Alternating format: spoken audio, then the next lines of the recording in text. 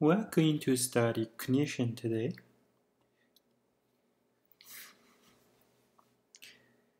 Now, what we have learned, the definition of impulse. So impulse is the integration of force over time. Now, if your force is constant, now make sure if force is constant, then impulse is force times time. And then we have Newton's second law.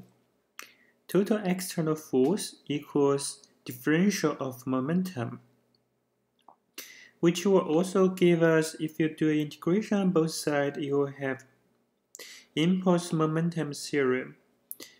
The change of momentum equals the total impulse applied.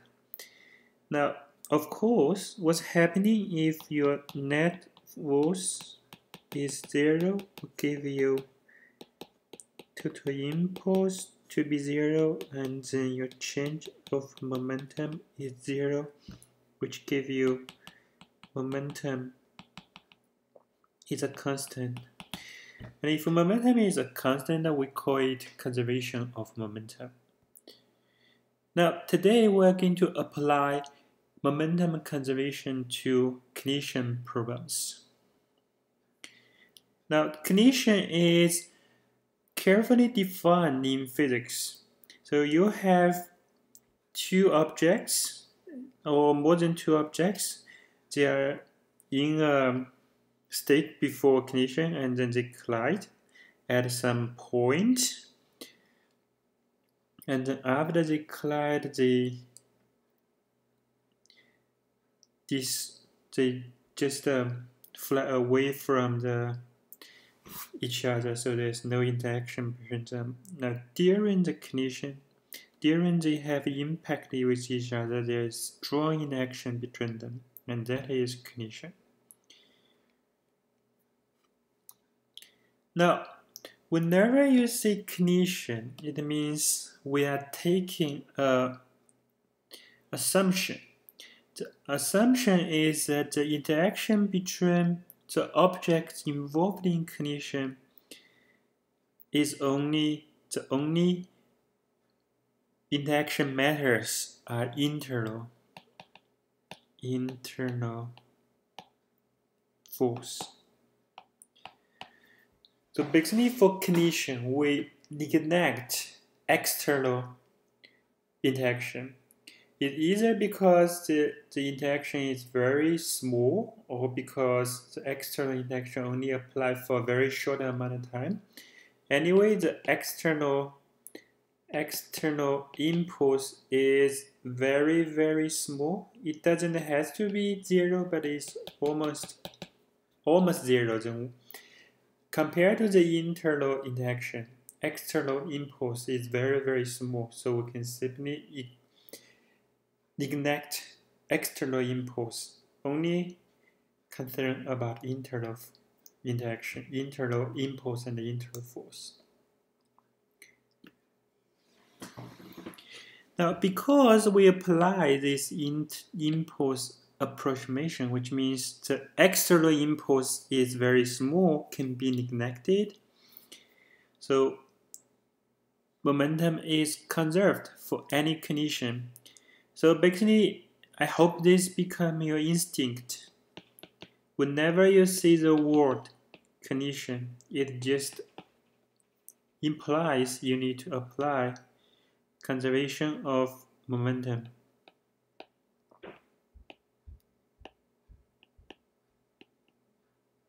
So whenever you see the word cognition, you need to know you need to use conservation of momentum to solve this problem. Now, we said for cognition, we safely neglect external impulse.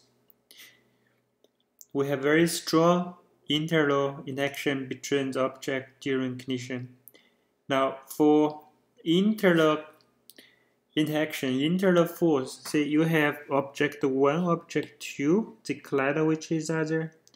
So object 1 will apply force on object 2, object 2 will apply force on object 1.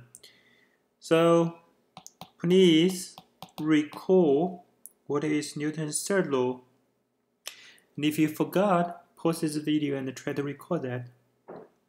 Okay, now we figured out what is Newton's second law. Whenever there is an action force from A to B, there would be a reaction force from B to A. And those two forces equal magnitude, opposite direction.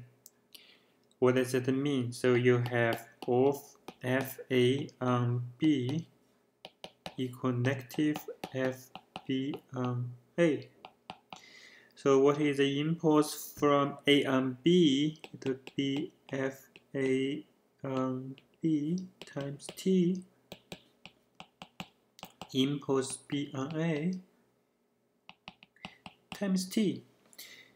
Now, the time interval for this interlock condition is always the same, and the force is always equal magnitude opposite direction. So which means you will have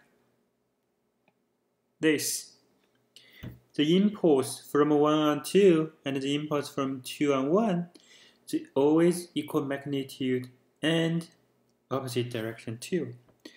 Now this equation also implies delta P1 plus delta P2 equals 0.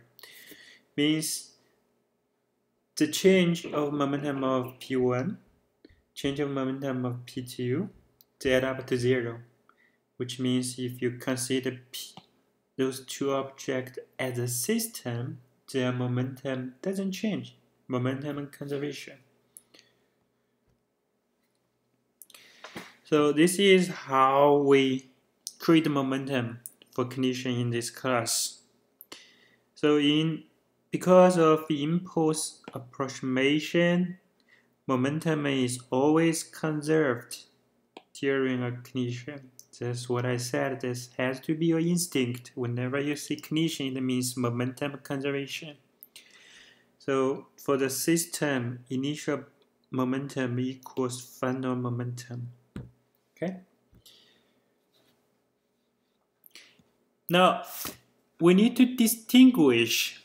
There are two kinds of conditions. We have inelastic condition. For example, if you have two cars, the bouncing of springs, we call that inelastic condition. Now, physically, a more rigorous definition would be the kinetic energy of the condition is conserved, doesn't change.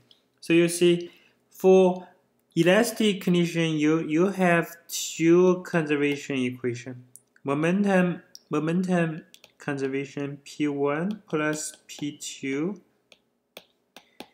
I before the condition equals P1 plus P2 after the condition F. So momentum conservation. And on top of that, inelastic condition implies Ke1 plus Ke2 I equals Ke1 plus Ke2 F. Not only momentum is conserved, kinetic energy is also conserved for elastic condition. So you can imagine if you have a basketball bouncing off once, your need will get back to where it was. And so this is almost the inelastic condition. And then we have an inelastic condition. In inelastic condition, we have energy loss. So during the condition, some of the energy becomes other forms of energy rather than kinetic energy. So you have the initial kinetic energy larger than final kinetic energy. That's in inelastic condition. And for inelastic condition, you only have momentum conservation. You don't have kinetic energy conservation for inelastic condition. Okay. In inelastic condition, we only have momentum conservation. For inelastic condition, we have momentum conservation and we have kinetic energy conservation. And then we have another terminology, sometimes called completely inelastic condition. Some people call it total inelastic condition. They might have some other words, but it just means those objects who collide stick together after the condition. We call it completely inelastic condition. Let's try to do a very classic example. And this is how people test the, we call it muzzle velocity of the gun. So what they do, they just hang a wood block, and let the bullet get into the block, and then the block would swing up. And they can use how high this block swing up to calculate the initial velocity of the bullet before it gets into the block. Now this process, you can divide it into two sub-processes. And first, the bullet gets into the wood block. And then after the bullet stops inside the block swings up. So in these two processes, which quantity is conserved? And swing up, which quantity is conserved? Now I'll ask you to think about this for at least 2 minutes until you figure it out. Now pause the video, think which quantity is conserved for the bullet getting into the block, and which quantity is conserved for the block to swing up.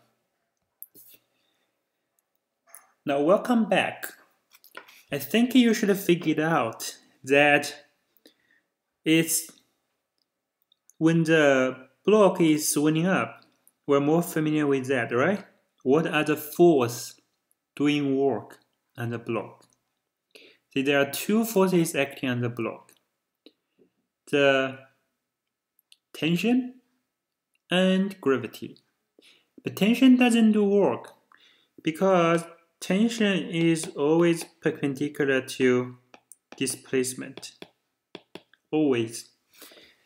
And when force is perpendicular to displacement, it doesn't do work. So when it's swinging up, we have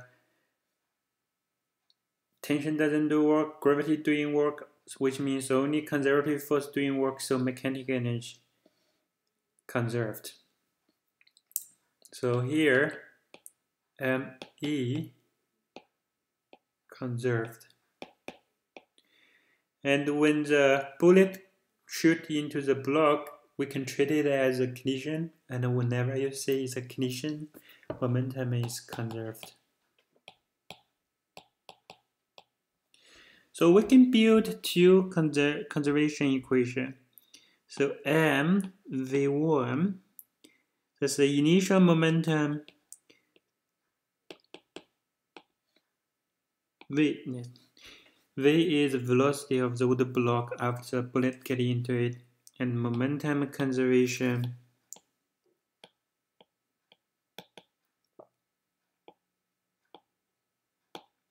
give you this equation. Now you have mechanical energy conservation.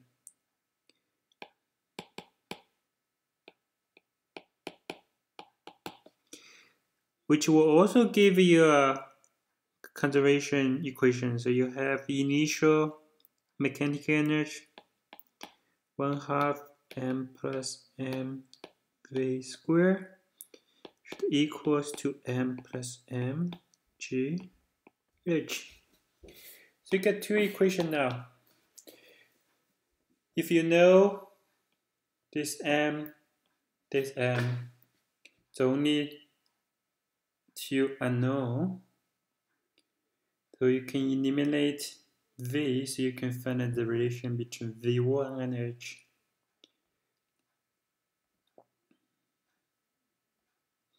And now I'll ask you to do this calculation by yourself. You'll find h equals this, so you can use h to calculate what is v1.